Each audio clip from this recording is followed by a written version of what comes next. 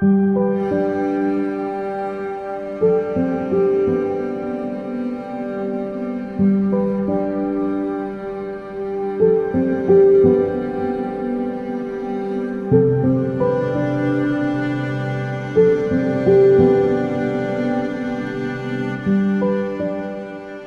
had grown up Catholic, but I didn't really know what that meant. I kind of went through the motions of it. And so it didn't have much meaning to me yet. And I was still a little bit confused about the ritual, so to speak, I guess, of the Catholic tradition and Mass and prayers and things like that, because I hadn't really visited those things in a while. But they were very calming, and I could see that they meant a lot to a lot of other people, and I was very curious. And so it just kind of inadvertently drew me in more to my faith and started to reintroduce me into the faith that I had grown up in, but not yet understood.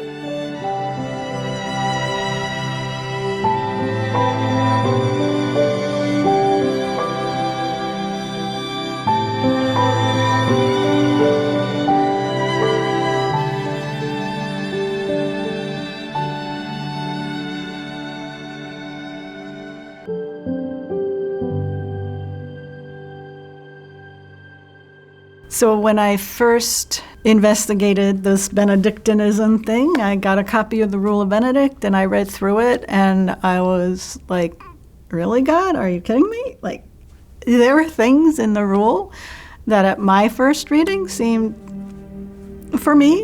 kind of bizarre. Fortunately, a wonderful sister sent me a commentary on the rule, and then it made sense. And I think one reason it made so much sense is because the Rule of Benedict is actually considered wisdom literature. So when I'm teaching my undergraduate students, within the first couple of weeks of a semester, we often have to iterate and reiterate that the rule of St. Benedict is actually not a list of rules. When I talk about the Benedictine values, they're really gospel values. They're really the values espoused by Jesus Christ. They're really a guide for good living. It's really a rule that helps us to both find our way to God, but also recognizes some of the struggles that we all have and that we all share, some of the temptations that we have. And while not giving into those, not making the process or the lifestyle so arduous that nobody would find it attractive, quite frankly.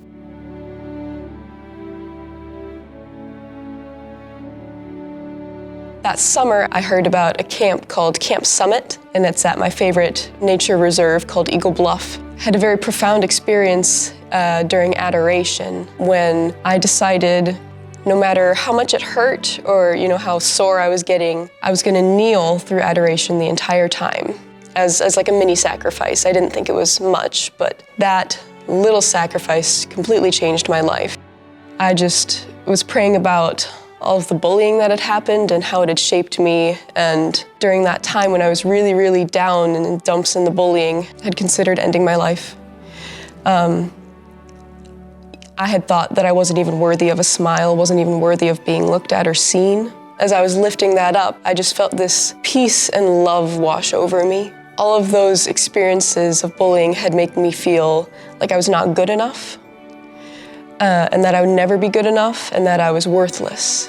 And I knew in that instant that was a lie, and that I was worthy, and God loved me so much. I felt His love so, so deep. I'd never felt love like that before. And I just immediately broke down crying.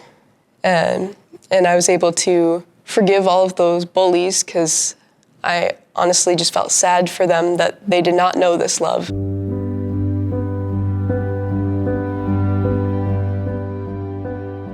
We have two original historical sources about St. Benedict. One is his rule itself, and that's always our surest guide to understanding who he was, what his values were, how his wisdom expressed itself in practical ways. We also have a biography of Benedict, written by Pope Gregory the Great, and it takes the form of a classic hagiography, that is, the story of a saint, which has biblical motifs and sort of tells the story in a way that's meant to be edifying for the reader. He grew up in a fairly well-to-do family in central Italy and then was sent off to Rome to be educated. And it wasn't long in his time in Rome that he realized that it was not a life that was really bringing him closer to God. And so he left. So this is what sets him on the real path of spiritual development, is having this kind of crisis as a young man, finding that he's kind of a fish out of water and he needs to find something that suits him better. Like so many people do when they have that kind of crisis, he goes into solitude. And so he spends some time living on his own as a hermit near a place called Subiaco, which became his first monastery. That's a place still venerated by Benedictines today. This is another sort of thing, I think, especially when you're young, you sort of go all the way over here or all the way over here. So we see Benedict perhaps being a little bit extreme in his early years. But he eventually also figured out that even the other extreme wasn't all that helpful. Again, we see Benedict, by the time he comes around to writing his rule, he essentially says the solitary life, being a hermit or being completely on your own, for most people, for the majority of people, isn't actually the best way to become a full human being. Gradually, he became known in the region. Apparently, there were lots of monks in this area because it was kind of wild and beautiful, and monks tend to like beautiful landscapes. So they come to Benedict and they tell him that they need a spiritual father. It doesn't go well. As sometimes happens in life, a group of people say they want a strong leader, but they don't really want to live under a strong leader. And this is what seems to have happened.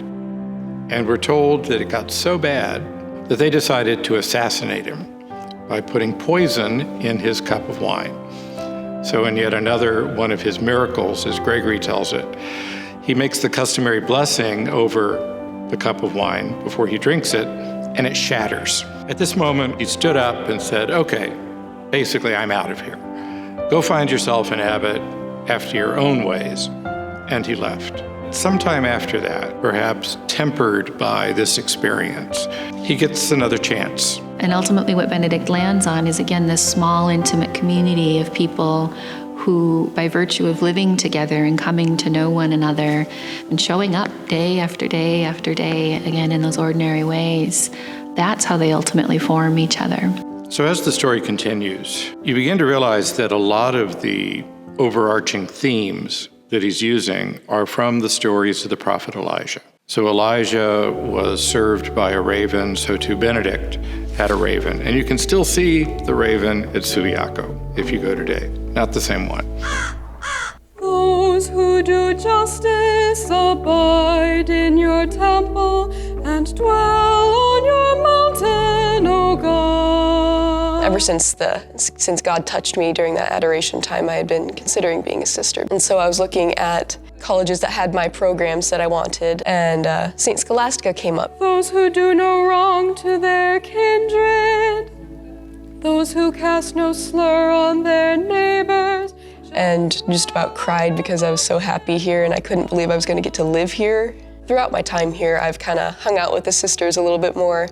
I sing for them during daily mass because the religious life really does call to me. Those who accept no bribes against the innocent shall dwell on your mountain, O God.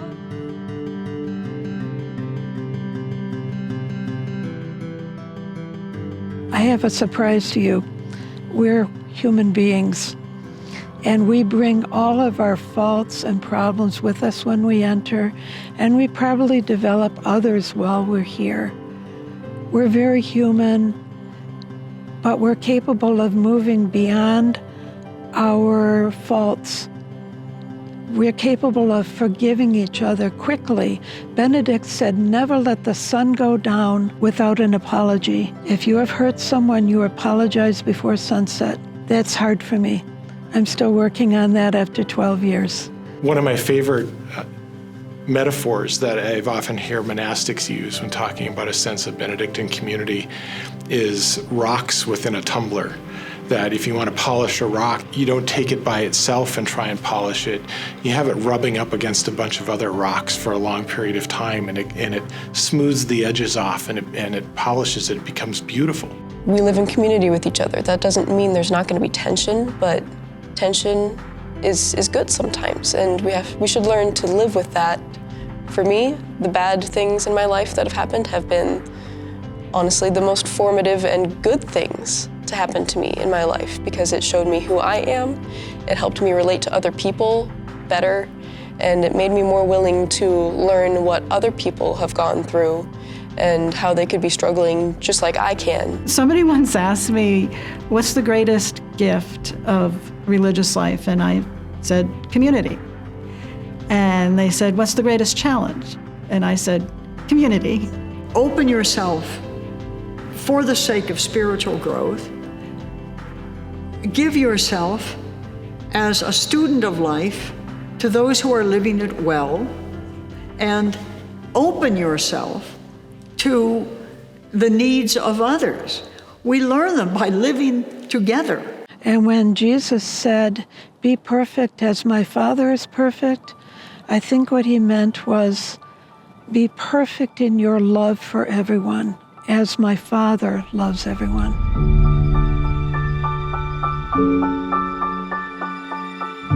I think probably the most fundamental gift that the rule gives to a broader audience is, to be honest, the most fundamental gift it gives me, apart from the life and community, of course, is it gives structure.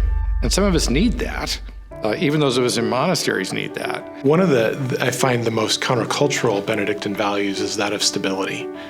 And I say it's countercultural because I think we're living in a world right now where it's not about sticking with any one thing for the long term. It's about what's the next big thing, or even what's the next little thing. It's moving from, how many friends can I talk to today, or how many experiences can I have? When I think about the frenetic pace of life for some of us, when I think about the chaos, maybe for some, that's happening around us at various levels, there's a peace. There's a peace that comes when I'm following the rule, when I'm living the rule with integrity. From a stability sense, it's about not forming new connections, but forming deeper connections with this sense of continuity, with this sense of depth that you don't get by moving from one job to another, that you don't get by moving from one relationship to another. And also a sense of peace in knowing that, especially in a relational way,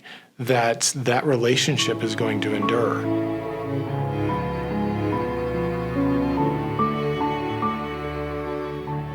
If you remember just one thing about the rule, let it be listen and attend with the ear of the heart.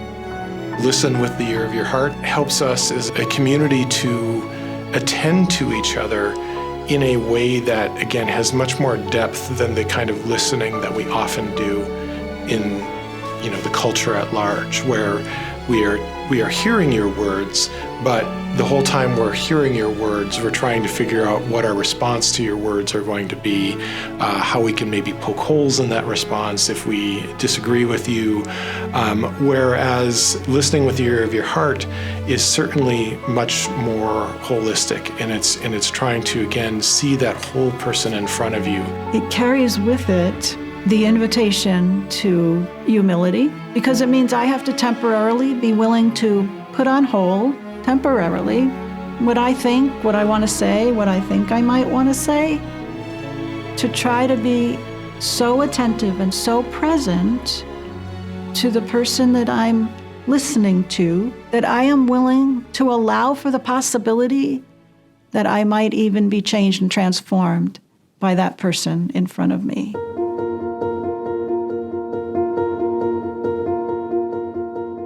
The spiritual heart of the rule is chapter 7, and this is where Benedict offers us the 12 steps of humility. Now, that was not his idea originally, the 12 steps of humility. He borrows that from an earlier rule that got it from an earlier writer. But Benedict transforms it, because instead of it being a ladder that eventually takes you to heaven, by cultivating practices of humility. Instead, it becomes a ladder which leads to the fullness of yourself in this life. And finally, when you get to the 12th step of humility, the very last one, where you expect to hear all about this super magnificent, heroic, mystical monk, instead he talks about a monk who's just who he is. And he's the same person in church as he is in the garden, the same person on the road as when he's talking to somebody else. In other words, the truly humble monk is both feet on the ground, look you in the eye, just is. So all of those pretenses and protections that we so often use in life, the masks we wear to protect ourselves or to impress somebody else, they're all gone. And so this is what we are meant to be. I have what's called a connective tissue disorder, and so that causes my joints to dislocate a lot, and it causes me pain pretty much 24/7. And that's how I kind of got into PT. Was I figured, well, this isn't doing me any good, this is hurting me a lot, but if I can use this to help other people and relate to people and make their experience a little bit better, I should do that. That's what the degrees of humility are all about. They are growing us from a consciousness of God through honesty of self to the needs of those around us. It's a most powerful spiritual life. It's a most powerful way to be alive.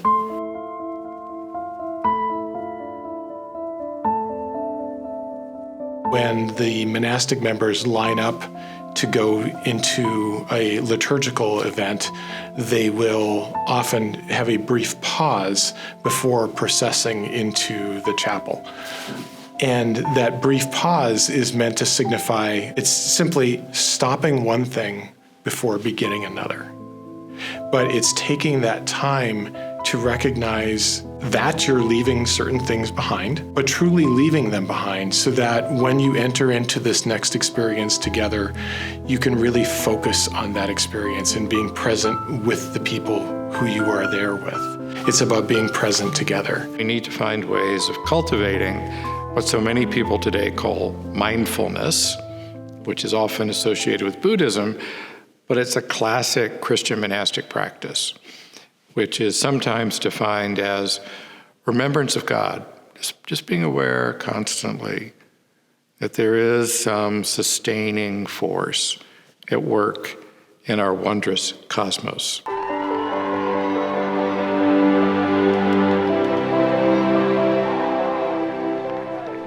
One of the greatest blessings of my vocation here at St. Scholastica is being connected to Saints Athletics. It all started because by some happenstance, by the grace of God, I got connected with our football team. And in doing that, I created a prayer service for the football team to start off their football season. And little by little, other coaches heard that I was doing that with the football team, and they asked, hey, would you do that with my team too? So then I started offering it to all the student athletes, to all the coaches and all the teams. And it is one of my favorite things that I get to do in my vocation is to be with the student athletes. I do recognize that there is a thirst or a hunger for maybe truth, God. There's a thirst to be a part of something bigger than themselves.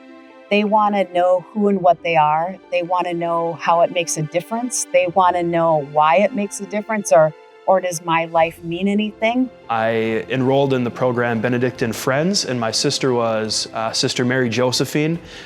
She's just absolutely incredible. She actually recently celebrated her 90th birthday, I believe. And she would come to like all of my events. It was like, whether it was my choir concert, my recitals, she was so involved in what I did. We still stay in touch today.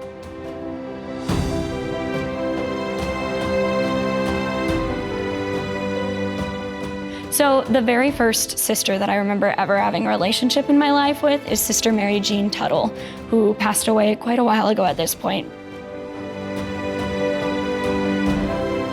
And I just will never forget her warm and loving personality. And throughout college, I would always go back and say hi to her in the cemetery, which was very special too. I would always say a prayer with her. I truly, just like saying from the heart, I cannot imagine my life without the sisters. I can't imagine a world where they wouldn't be around.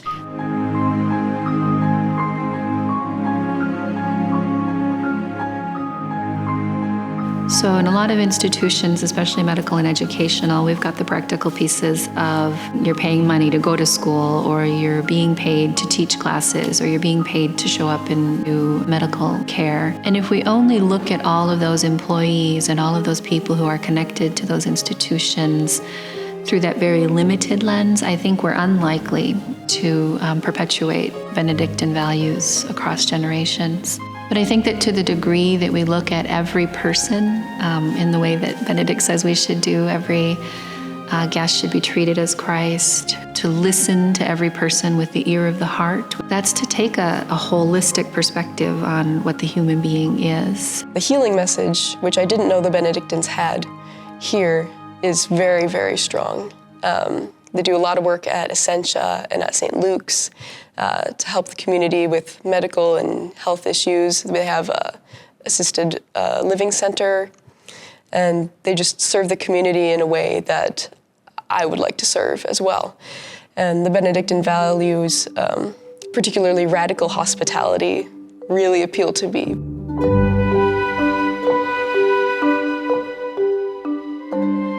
Hospitality is probably the one that Benedictines are most known for. And that sense of hospitality, I think sometimes people get it confused for just being nice and being kind, holding the door open for people and saying hi to people on the sidewalk. And while those things are wonderful, and they do help give our community here a sense of specialness or a sense of being friendly, there's much more to that hospitality. And so when you dig into it and you start to look at the rule and that sense of hospitality coming from the phrase that we are supposed to welcome all as Christ, that starts to be a lot more challenging than holding the door open for people and saying hi to people on the sidewalk. Because welcoming all as Christ, if you dissect that, it's welcoming all as Christ. All. And yes, Christ in the abbot as teacher and as the father of the community, but also unexpectedly, Christ in the sick, Christ in the poor, Christ in the pilgrim. And you realize as you see that coming at you again and again in the rule, that Benedict is saying that Christ is in everyone, and that one of the great spiritual disciplines of life is learning to see him, even in people who are difficult or unattractive or irritating, people with whom we've had conflict or maybe even a major falling out. Christ is in her or him too. But that's not an easy thing always to recognize. And then, as you think about it more, he's saying, by the way, Christ must be in you as well.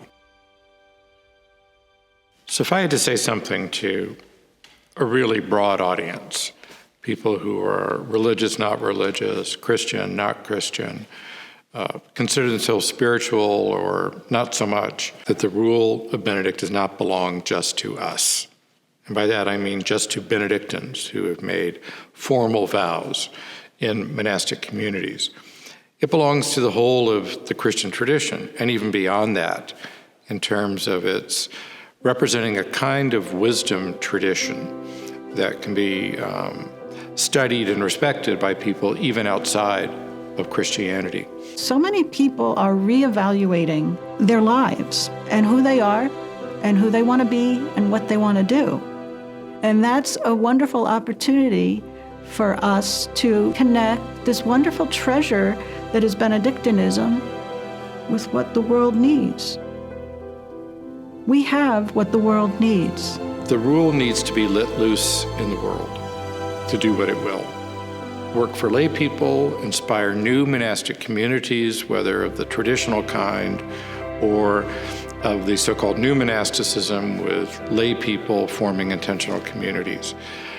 And that it's got a life and dynamism and a kind of perennial quality about it that will outlast particular places.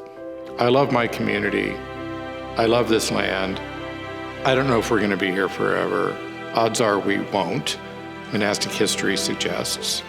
But the rule of Benedict will be somewhere, as long as human beings are able to conserve some texts, study spiritual traditions, start over, perhaps after devastating circumstances. And the rule will be there to be that guide for forming sustainable community. And as you look at the world around you today, you can't help but think this is wisdom that might come in very useful at some point, perhaps in the not too distant future. So that's the hope. We're not perpetuating an institution, we're handing on a spiritual tradition. And where that goes is certainly not in my power or in the power of Benedictine monasteries throughout the world. This is the work of the Spirit, and the Spirit will take it where it needs to go. Thank you so much for taking the time to be with us during this film. We really appreciate your attention. There's one more thing, though.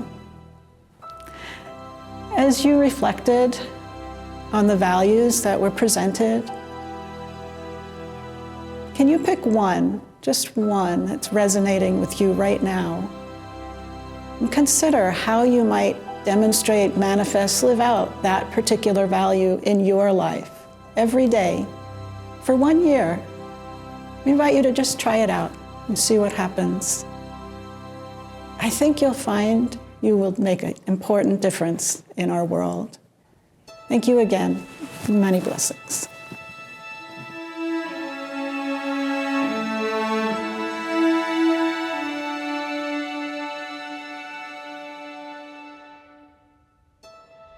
I knew from the moment I stepped foot off the plane, literally, until the moment I stepped back on the plane the following week, my first week here in Duluth. I just knew I had found home. They created a place, they created a space for me to be more me than I knew that I could be. They drew out from me things that I didn't even know were there.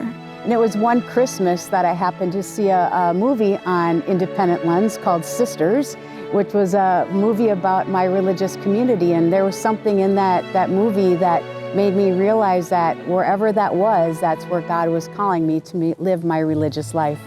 So I came down Kenwood Avenue and saw the sign, and I pulled in, and I felt a hand on my shoulder and this voice saying, "You've come home." My first exposure to Benedictine values was really when I came to St. John's as a college student. And from the moment that I stepped on campus, there was something about this place that was just special. I think what drew me to monastic life as a young man, I was 23 when I first came here, was this group of men who were smart and skilled and funny, who were all committed to following this way of life. My first exposure to thinking about the specifically Benedictine sense of these places was actually when I was a college student coming to visit on an admissions tour with my mom. And we arrived on campus, had a wonderful visit, got a loaf of homemade bread that the sisters had made, and we both sort of just looked at each other and said, yeah, this hospitality thing is a really real, palpable, felt thing. I've always wanted to be a sister. It's my earliest memory. And then I met the Erie Benedictines, and I said, I came, I saw, they conquered. And what conquered me about them was the way they dealt with one another. They were so good with one another, and they were so good with us kids. I was there in their high school. Being in that group, now I know, 68 years later, was calm and serene.